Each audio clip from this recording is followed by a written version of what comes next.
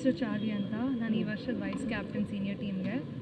ಮತ್ತು ಈ ವರ್ಷ ಸ್ವಲ್ಪ ಕಷ್ಟ ಇತ್ತು. ಮೋರ್ ದೆನ್ 6 ಟೀಮ್ಸ್ ಇತ್ತು ಈ ವರ್ಷ ಜೂನಿಯರ್ ಗರ್ಲ್ಸ್ಗೆ. ಆ್ಯಂಡ್ ಕಾಂಪಿಟೇಷನ್ ಅಷ್ಟೇ ಕಷ್ಟ ಇತ್ತು. But we won almost 3 to 4 matches. And ಒಂದು ಟೀಮ್ಗೆ ಲೀಡಿಂಗ್ ಕೊಟ್ಟು ಗೆದ್ದಿದ್ದೀವಿ. And with a lot of efforts ಈ ವರ್ಷ ನಾವು ಸಿಲ್ವರ್ ಮೆಡಲ್ ಗೆದ್ದಿದ್ದೀವಿ. Next time I can assure that ಇಂಡಿಯಾಲಿ ಏಷ್ಯನ್ಸಲ್ಲಿ ನಾವು ಗೋಲ್ಡ್ ಗೆದ್ದಿದ್ದೀವಿ. USA, RSFI ಮತ್ತು ನನ್ನ skating ring Patel Ramaiah skating ರಿಂಗಿಂದ ನಾವಿಷ್ಟು ಮುಂದೆ ಬಂದಿದ್ದೀವಿ. And I hope we grow more and achieve better. Thank you. ಇದು ಜಾಸ್ತಿ ಕಾಂಪಿಟೇಷನ್ಸ್ ಇತ್ತು. ಇದು ಏಳನೇ ವರ್ಷ ಆಗಿತ್ತು. ಆದಮೇಲೆ ಇಂಡಿಯಾ ಟೀಮ್ ನಾವು ಗೆದ್ದಿರೋದು ಬಾಯ್ಸು, ಜೂನಿಯರ್ ಬಾಯ್ಸು.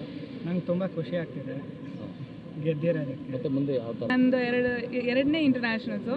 ಫಸ್ಟ್ ಇಂಟರ್ನ್ಯಾಷನಲ್ಸಲ್ಲಿ ನಮಗೆ ಬ್ರಾನ್ಸ್ ಆಯಿತು. ಸೆಕೆಂಡ್ ಇಂಟರ್ನ್ಯಾಷನಲ್ಸ್ ನಮಗೆ ಸಿಲ್ವರ್ ಆಗಿದೆ. ಟಫ್ ಕಾಂಪಿಟೇಷನ್ ಕೊಟ್ವಿ. ಎಲ್ಲ ಕಡೆಯಿಂದ ಸಪೋರ್ಟ್ ಇತ್ತು. ಪೇರೆಂಟ್ಸ್, ಕೋಚಸ್, ಆಲ್ ಅಫಿಷಿಯಲ್ಸ್ ಎಲ್ಲರೂ ಸಪೋರ್ಟ್ ಮಾಡಿದ್ರು. ಟೀಮ್ ಚೆನ್ನಾಗಿತ್ತು, ಚೆನ್ನಾಗಿ ಆಡಿದ್ವಿ.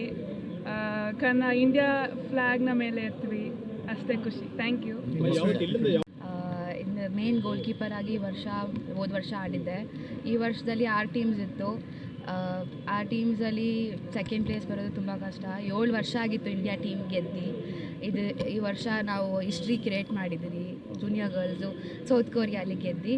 ನಂಗೆ ತುಂಬ ಖುಷಿ ಆಗುತ್ತೆ ಈ ಟೀಮಲ್ಲಿ ಹೋಗಿ ಬರೋಕ್ಕೆ. Thank you so much.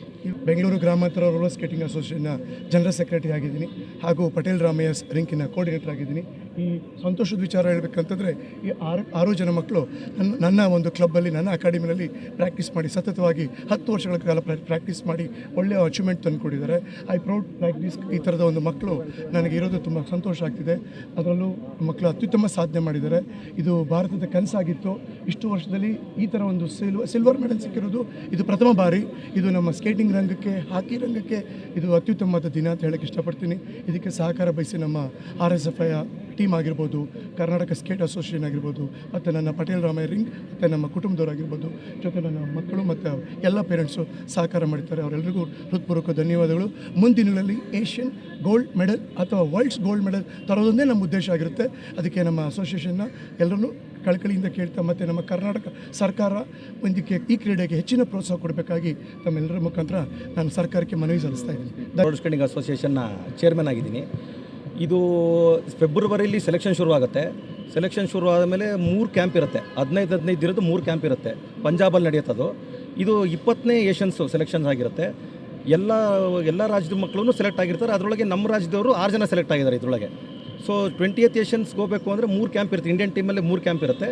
ಮೊನ್ನೆ ಜುಲೈ 19ನೇ ತಾರೀಕು ಇವರು ಇಲ್ಲಿಂದ ಹೊರಡ್ತಾರೆ ಕೊರಿಯಾಗೆ.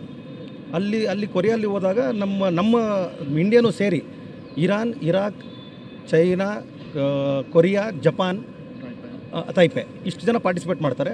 ನಮ್ಮಲ್ಲಿ ಇಷ್ಟು ಜನದಲ್ಲಿ ನಾವು ಇವಾಗ ರೋಲರ್ ಹಿನ್ಲೈನ್ ಅಂತ ನಾವು ಸೆಲೆಕ್ಟ್ ಮಾಡಿ ಕಳಿಸಿರೋದು ಮಕ್ಕಳನ್ನ.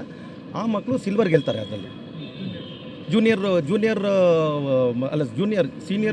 ಸೀನಿಯರ್ ಹುಡುಗಿರು ಸಿಲ್ವರ್ ಗೆಲ್ತಾರೆ, ಜೂನಿಯರ್ ಹುಡುಗರು ಬ್ರಾನ್ಸ್ ಗೆಲ್ತಾರೆ. ಇದು ನಮ್ಮಲ್ಲಿ ಕಳಿಸಿರೋ 6 ಜನ ಕರ್ನಾಟಕದಿಂದ ಕಳಿಸಿರೋ 6 ಜನ ಮೆಡಲ್ ಗೆದ್ದಿರ್ತಾರೆ. ಸೊ ನಮ್ಮದು 100% ರಿಸಲ್ಟ್ ಕರ್ನಾಟಕದಿಂದ. ಕರ್ನಾಟಕದಿಂದ 6 ಜನ ಮಕ್ಕಳು ಹೋಗಿದ್ರು. ಅದರಲ್ಲಿ 4 ಜನ ಮಕ್ಕಳು ಹುಡುಗಿಯರು, ಅದರಲ್ಲಿ 2 ಹುಡುಗರು. 4 ಜನನು ಜೂನಿಯರ್ಸ್ ಹುಡುಗಿಯರು, ಒಬ್ಬ ಹುಡುಗ ಜೂನಿಯರು ಮತ್ತು ಒಬ್ಬ ಹುಡುಗ ಸೀನಿಯರ್. ಹೀಗೆ ಇಂಡಿಯನ್ ಟೀಮಿಗೆ ಸೆಲೆಕ್ಟ್ ಮಾಡ್ಕೊಂಡು ಹೋಗಿರೋವಂಥವ್ರು ಇವರು. ಈ ಸೆಲೆಕ್ಷನ್ಸು ಬೇರೆ ಪಂಜಾಬಲ್ಲಿ ಎಲ್ಲ ನಡೆದಿದೆ. ಸೊ ಅಲ್ಲಿ ಆಲ್ ಓವರ್ ಇಂಡಿಯಾದಿಂದ ಬಂದಿರೋದ್ರಲ್ಲಿ ಕರ್ನಾಟಕದವ್ರಿಗೆ 6 ಜನ ಸೆಲೆಕ್ಟ್ ಆಗಿ ಹೋಗಿ ಜುಲೈ 19ರಿಂದ ಜುಲೈ 31ರವರೆಗೂ ಜಪಾನ್, ಚೈನಾ, ಕೊರಿಯಾ, ತಾಯ್ಪೈ ಮತ್ತು ಇರಾನ್ ಇಂಥ ದೇಶಗಳ ಜೊತೆ ಆಟ ಆಡಿಕೊಂಡು ಸಿಲ್ವರ್ ಗೆದ್ಕೊಂಡು ಬಂದಿದ್ದಾರೆ ಹುಡುಗಿಯರು. ಸೊ ಇದು ನಮ್ಮ KRSA ಕಡೆಯಿಂದ ಅವ್ರು ಸೆಲೆಕ್ಷನ್ ಮಾಡ್ಕೊಂಡು ಹೋಗಿರೋದು. ಇವರು KRSA ಚೇರ್ಮನ್ ಅವರು ಇದರಲ್ಲಿ.